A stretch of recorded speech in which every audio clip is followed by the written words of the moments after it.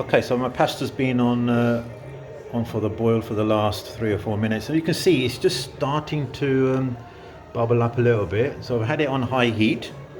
Yeah, put it on 8. Eight's good. Eight's a good number. This is a Chinese lucky number.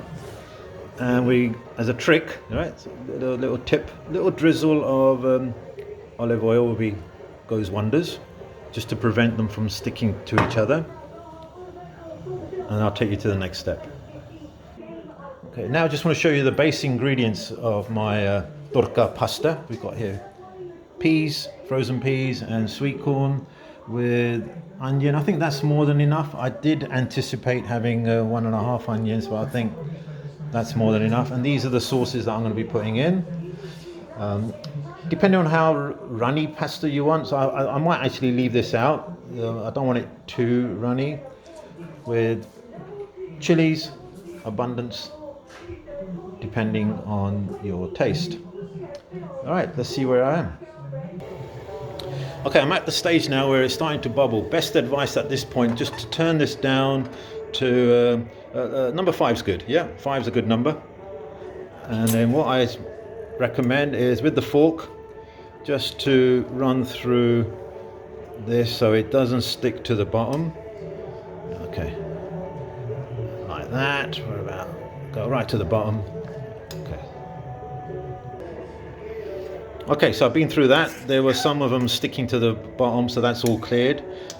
Best thing now is to have another karai ready for your tarqa. Yeah, make it big. I said you need a lot of space for the pasta to move around, so I'll sort that out and we're ready for the next stage.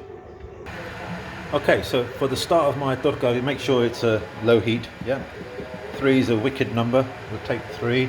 And I've got here olive oil with coconut oil and jeera, just a pinch of jeera. Actually, I don't know what that's doing there now. I'm thinking back, I'm still in my Indian mode, but it doesn't matter now, it's in there, leave it. Okay, as you can see, my pasta is boiled nicely. Let's check that out. Yeah, awesomely done. The gas now needs to be turned off. There we go. Naught. And best advice at this point, do not cover this pan. All right, leave it as it is, otherwise it'll get all clumped up. Okay, as you can see here, my oil has been for a couple of minutes there. It's nicely sort of starting to bubble up. I'm not going to risk burning the jeera. So now what we're going to do is to pick up these beautiful onions and scoop them in. I need 2 hands. All right, I'll sort that out. I'll come back in a minute. Okay, so I've added in the onions, just waiting it to be nicely caramelized. Just make sure the heat is still low, and wait until you get a sort of golden brown color, and then we will add in the peas, sweet corn, and the chilies. This thing is now sticking like a sore thumb. Chalo, well, it's done now. Okay. Well, I can't help dancing to this song in the background.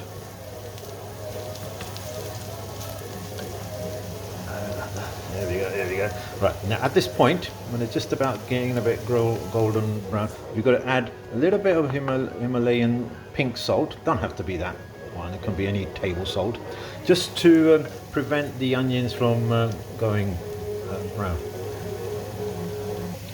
Right guys, I think I'm ready. I'm ready to add my my chilies in here. Look at that, one red chili and 2 greens. I think that's more than enough. Keep it westernized. This one here is avoided, so I'm not going to do that, just in case the boys are not too happy. And similarly, you might want to add a little sprinkle of that, but if you want to keep it out, then leave it out. There we go. So wait, I need 2 hands again.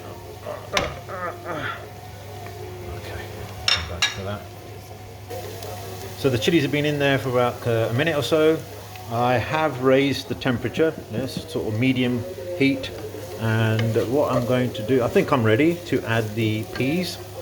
So let's add the peas in here. There we go. Pick that up, and we take it in. Bang. There we go. Similarly, sweet corn can go in there. I need 2 hands again. Okay, show you the progress. Okay, here we go. So just make sure you give this a thorough mix. Okay, and then we'll get it totally mixed up, and then we're ready to add the tomatoes in. Okay, we had it covered for a couple of minutes. Just see the progress so far.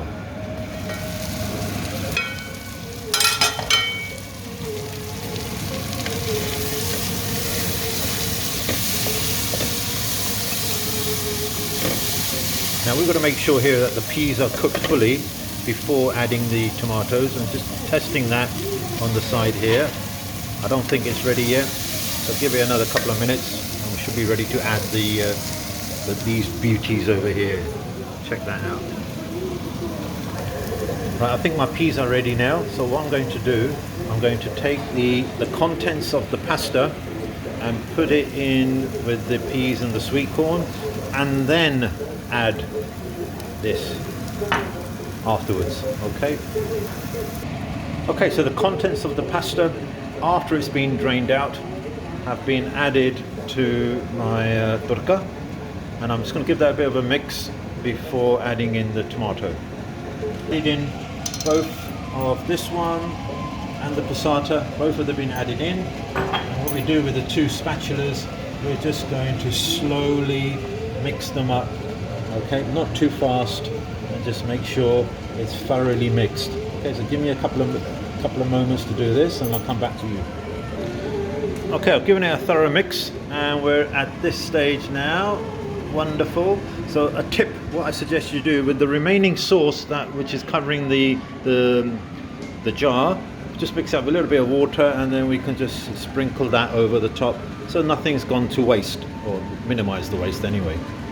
All right, and then we keep mixing that up, and let's see what we get to. Okay, a couple of minutes have gone. Now, kept it at low heat. Don't really want to burn the bottom of this padilla. What we got here now is really the end.